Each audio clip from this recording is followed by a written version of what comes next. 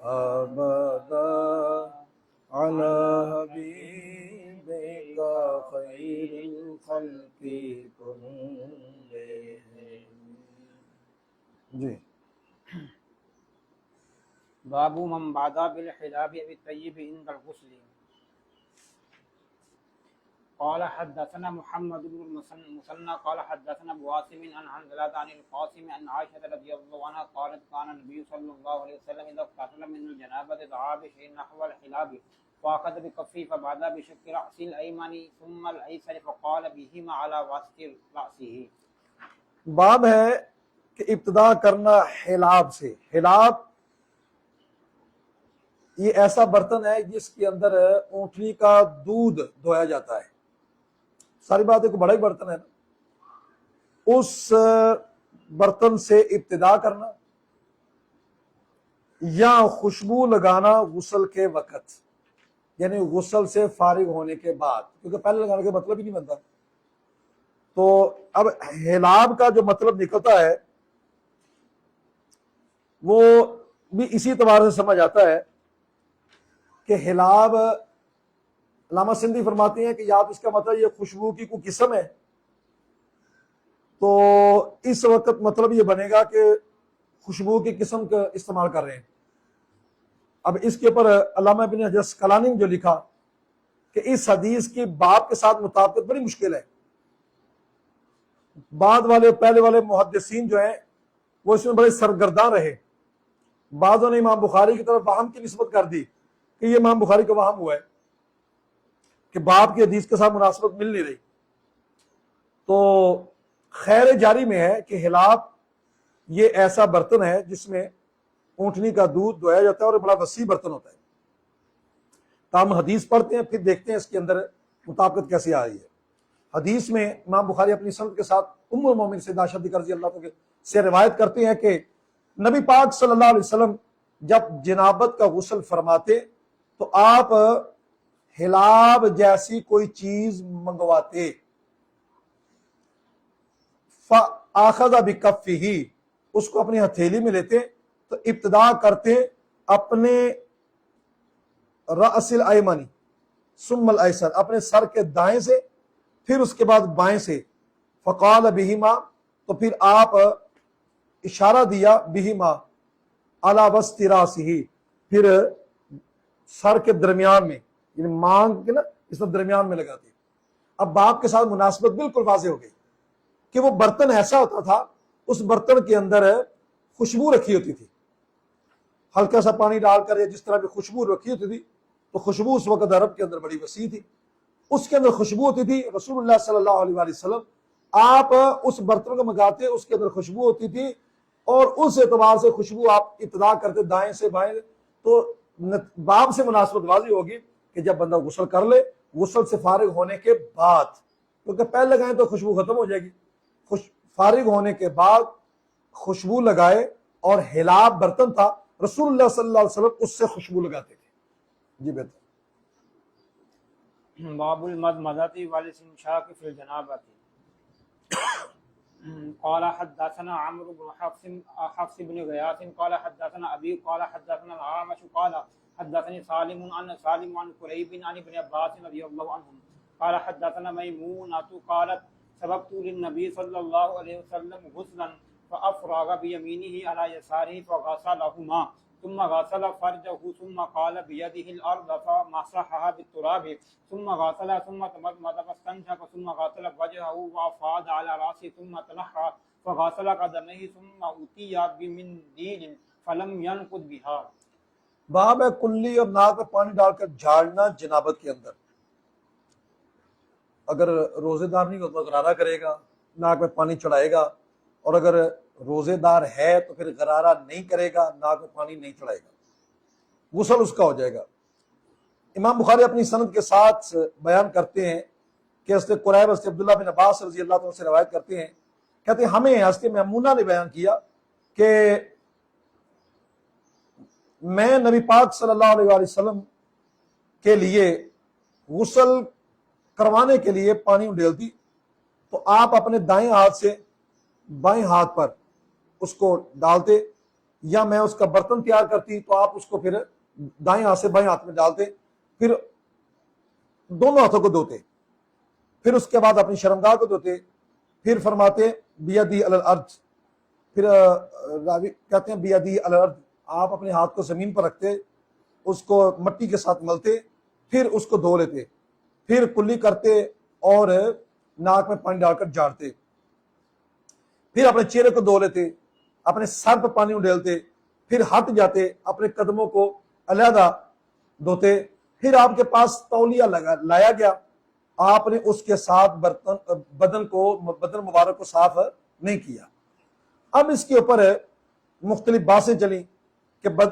تولیہ پھیرنا جائز ہے کہ نہیں۔ کچھ میدان میں آئے، انہوں نے کہا یہ تو جائز نہیں ہے، بعض نے کہا یہ تولیہ پھیرنا مستحب ہے، مستحب ہے کہ اس کو چھوڑ دیا جائے، ایک دوسرا قول یہ ہے کہ یہ مکروہ ہے، تیسرا قول یہ ہے کہ مباح ہے، چوتھا قول یہ ہے کہ یہ مستحب ہے کیونکہ اس کے اندر میل کچیل کو دور کیا جاتا ہے، یعنی ایک قول ہے مستحب ہے چھوڑنا، ایک ہے مستحب ہے استعمال کرنا، اور پانچواں قول ہے کہ یہ سردیوں کے اندر استعمال کرنا چاہیے، گرمیوں میں استعمال کرنا مکروہ ہے۔ اب مسئلہ یہ ہے کہ رسول اللہ صلی اللہ علیہ وسلم نے تولیہ منگوایا نہیں، پیش کیا گیا۔ پیش کرنا اس بات کی دلیل ہے کہ رسول اللہ صلی اللہ علیہ وسلم تولیہ استعمال کرتے، اگر استعمال نہ کرتے تو پھر آپ کو تولیہ دینے کا مطلب ہی کیا تھا۔ آپ نے استعمال نہیں کیا، اس کی کئی وجوہات ہیں۔ آپ کا دل ٹھنڈک حاصل کرنے کو کر رہا ہو، آپ کا دل اس والے سے کہ قطرات ٹپک رہے ہو اور میں اللہ کی بارگاہ میں حاضری دے رہا ہوں، جیسا کہ ایک روایت میں آتا ہے کہ رسول اللہ صلی اللہ علیہ وسلم آپ غسل فرما کر آئے مسجد میں، نماز دوبارہ جب پڑھانی تھی تو آپ کے سر مبارک سے قطرات ٹپک رہے تھے، تو کئی اس کے اندر توجیحات ہیں۔ جی باب مسح اليد بالتراب لتكون عنقا قال حدثنا الحميدي قال حدثنا سفيان قال حدثنا الأعمش عن سالم بن أبي الجعد عن قريب عن ابن عباس رضي الله عنه عن ميمونة رضي الله عنها أن النبي صلى الله عليه وسلم قد دخل من الجنابة فغسل فرجه بيده ثم ذلك في العائد ثم غسلها ثم توضأ وضوءه للصلاة فلما فرغ من غسله غسل رجليه۔ باب ہے ہاتھوں کا مسح کرنا، ہاتھوں کو ملنا مٹی کے ساتھ تاکہ وہ اچھی طرح صاف ہو جائے۔ امام بخاری اپنی سند کے ساتھ بیان کرتے ہیں حضرت قریب سے، حضرت عبداللہ بن عباس رضی اللہ تعالیٰ سے، میمونہ رضی اللہ تعالیٰ سے کہ نبی پاک صلی اللہ علیہ وسلم نے جنابت کا غسل فرمایا تو آپ نے اپنی شرمگاہ کو دھویا اپنے ہاتھ کے ساتھ، پھر دیوار کے ساتھ اپنے ہاتھ کو ملا، پھر اس کو دھویا، پھر نماز جیسا وضو کیا، پھر جب اپنے غسل سے فارغ ہو گئے تو اپنے پاؤں کو علیحدہ جگہ پر دھویا، وہ چونکہ کچی زمین تھی۔ جی باب هل يدخل الجنوب يده في الإناء قبل أن يغسلها إذا لم يكن على يده قدر غير الجنابة۔ وأدخل ابن عمر والبراء بن عازب يده في الطهور ولم يغسلها ثم توضأ، ولم ير ابن عمر وابن عباس بأسا بما ينقضح من غسل الجنابة۔ قال حدثنا عبد الله بن مسلمة قال أخبرنا أفلح عن القاسم عن عائشة رضي الله عنها قالت كنت أغتسل أنا والنبي صلى الله عليه وسلم من إناء واحد تختلف أيدينا فيه۔ امام بخاری اپنی باب باندھتے ہیں کہ کیا جنبی اپنے ہاتھ کو برتن میں داخل کرے دھونے سے پہلے جب اس کے ہاتھ کے اوپر جنابت کے علاوہ کوئی نجاست نہ ہو، اور حضرت عبداللہ بن عمر حضرت براء بن عازب نے اپنے ہاتھ کو پاک پانی میں داخل کیا اور اس کو دھویا نہیں، پھر وضو کیا، اور حضرت عبداللہ بن عمر حضرت عبداللہ بن عباس اس میں کوئی حرج نہیں دیکھتے تھے، اس وجہ سے کہ غسل جنابت سے وہ اس کو چھینٹے لگا دیتے تھے۔ اب علامہ بدر الدین عینی اس اثر کی باب کے ساتھ مناسبت کے بارے میں کہتے ہیں کہ پانی وہ جو جنوبی بندہ جو ہوتا ہے وہ اپنے ہاتھ کے اوپر ڈالتا ہے اس میں تو وہ پلید نہیں ہوتا جب وہ طاہر ہوتا ہے۔ اس طرح جو پانی منتشر ہو جاتا ہے اس کے ساتھ جنوبی بندہ اپنے برتن میں اس کو دھوتا ہے، لنفی تجنیس ہی تنجیس ہی، کیونکہ اس کو پلید کرنے کے اندر ایک مشقت ہوتی ہے۔ خواجہ حسن بصری کا قول اس کے اوپر آپ فرماتے ہیں کہ جو پانی کے پھیلاؤ کرنے پر قادر ہو تو ہم اللہ سے رحمت کی امید کرتے ہیں کہ اس کے معاملے میں وسعت پیدا فرما دے، یعنی پانی کو اس کے اوپر جب پھیلاؤ کر دے گا، پانی کو جاری کر دے گا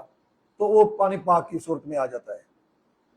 پھر یہ جان کے امام بخاری نے اس باب میں 4 حدیث ذکر کی ہیں۔ تو پہلی حدیث کی باب ترجمہ کے ساتھ مناسبت ہے، وہ تو مطابقت پائی جا رہی ہے، جس کو ہم نے بیان کر دیا۔ دوسرا یہ ہے کہ یہ پہلے کی تفسیر کرنے والی ہے، پہلی حدیث کی تفسیر کرنے والی، اور تیسری اور چوتھی اگرچہ اس کے اندر ہاتھ دھونے کا ذکر نہیں ہے، لیکن یہ دونوں اس بات پر محمول ہے کہ حدیث کے معنی پر، دوسری حدیث کے معنی پر، اور اتنی مقدار کافی ہے تطبیق کے لیے۔ جو کلام لمبا ہے، اس میں بغیر فائدہ کے اس کا ذکر کرنے کا کوئی فائدہ نہیں ہے۔ ابن بطال نے، ابن منیر نے اس کے اوپر بڑی تفصیلی بات کی ہے۔ اب مسئلہ اس بات کا ہے کہ کیا جنبی بندہ جس پر غسل فرض ہے وہ مائع طاہر مطہر کے اندر اپنا ہاتھ ڈالے تو وہ پانی مستعمل ہوگا کہ نہیں ہوگا، یہ مسئلہ رہتا ہے۔ اس کو ذرا حدیث دیکھتے ہیں، پھر مسئلہ واضح ہوتا ہے۔ امام بخاری اپنی سند کے ساتھ بیان کرتے ہیں، ام المومنین سیدہ عائشہ رضی اللہ عنہا فرماتی ہے کہ میں اور نبی پاک صلی اللہ علیہ وسلم غسل کرتے تھے ایک ہی برتن سے، ہمارے ہاتھ تختلف ایدینا فی، ہمارے ہاتھ اس میں باری باری آتے تھے، پہلے حضور ڈالتے، پھر ہاتھ میں ڈال، پھر یوں برتن اپنا اپنا لے کر غسل کرتے۔ امام بخاری اپنی سند کے ساتھ بیان کرتے ہیں کہ ام المومنین سیدہ عائشہ رضی اللہ تعالیٰ سے روایت ہے کہ رسول اللہ صلی اللہ علیہ وسلم اذا اغتسل من جنابتی غسل یدہ، جب غسل جنابت فرماتے تو اپنے ہاتھ کو دھوتے۔ اب وہ آگے نا بات پہلے کہ ہاتھ کو دھو کر پھر آگے پانی کے اندر ہاتھ ڈالتے تھے۔ جی آگے۔ حدثنا ابو الولید قال حدثنا شعبۃ عن ابی بکر بن حفص عن عروہ عن عائشہ رضی اللہ عنہا قالت كنت اغتسل انا والنبي صلی اللہ علیہ وسلم من اناء واحد من جنابۃ۔ جی۔ وعن عبد الرحمن بن القاسم عن ابيه عن عائشہ مثله۔ جی زاد مسلم ووهب عن شعبۃ من الجنابۃ۔ جی۔ حضرت امام بخاری اپنی سند کے ساتھ حضرت عروہ سے ام المومنین سیدہ عائشہ رضی اللہ تعالیٰ سے روایت کرتے ہیں کہ میں نبی پاک صلی اللہ علیہ وسلم ہم غسل کرتے تھے ایک ہی برتن سے، جنابت کا غسل، اور اگلی روایت میں بھی اسی طرح ہی ہے، یعنی متن اور سند ایک، متن جو ذکر کیا وہ اسی طرح ہی ہے۔ امام بخاری اپنی سند کے ساتھ بیان کرتے ہیں حضرت عبداللہ بن حبر سے، وہ کہتے ہیں کہ میں نے انس بن مالک رضی اللہ کو سنا، وہ فرماتے ہیں کہ نبی پاک صلی اللہ علیہ وسلم اور آپ کی بیویوں میں سے ایک عورت، وہ دونوں ایک ہی برتن سے غسل کرتے تھے، تو وہ غسل جنابت تھا، تو علیحدہ سے پانی ڈال کر ہاتھ دھو لیتے، پھر ہاتھ کو برتن میں داخل کر لیتے۔ جی۔ باب تفریق الغسل والوضوء۔ یہ باب من افرغ بیمینہ علی شمالہ فی الغسل، اس سے پہلے ایک باب ہے، باب ہے اس بارے میں جس نے اپنے ہاتھ کو، اپنے دائیں ہاتھ کو ان میں پانی لے کر غسل میں بائیں ہاتھ پر انڈیلا۔ جی۔ امام بخاری اپنی سند کے ساتھ یہاں قال حدثنا موسیٰ بن اسماعیل قال حدثنا ابو عوانہ قال حدثنا عامش عن سالم بن ابی الجعد عن قریبی مولا بن عباس علی بن عباس بن میمونہ بن الحارث قالت وضعت لرسول اللہ صلی اللہ علیہ وسلم غسلا وسترته فصب على يديه فغسل مرة ومرتين قال رسول الله لا ادري اذكر الثالثة ام لا ثم افرغ بيمينه على الشمال فغسل فرجه ثم دلك يده بالارض او بالحائط ثم تمدمد واستنشق وغسل وجهه ويديه وغسل راسه ثم صب على جسده ثم تنحى فغسل قدميه فناولت خرقة فقال بيده هكذا ولم يريدها۔ امام بخاری اپنی سند کے ساتھ بیان کرتے ہیں حضرت عبداللہ بن عباس رضی اللہ تعالیٰ سے، وہ سے میمونہ بنت حارث سے، آپ فرماتی ہیں کہ میں رسول اللہ صلی اللہ علیہ وسلم کے لیے غسل کا سامان مہیا کرتی اور میں پردہ کر دیتی، حضور اپنے ہاتھ پر پانی ڈیلتے، اس کو ایک مرتبہ یا 2 مرتبہ دھوتے۔ حضرت سلیمان راوی جو ہے وہ کہتے ہیں میں نہیں جانتا کہ تیسری کا سالم نے ذکر کیا کہ نہیں کیا، پھر اپنے دائیں ہاتھ کو کا پانی جو ہے وہ بائیں ہاتھ پر ڈالتے، پھر اپنی شرمگاہ کو دھوتے، پھر ملتے اپنے ہاتھ کو زمین کے ساتھ یا دیوار کے ساتھ، پھر کلی کرتے، ناک میں پانی ڈالتے اور اپنے چہرے کو دھوتے اور دونوں ہاتھوں کو دھوتے اور اپنے سر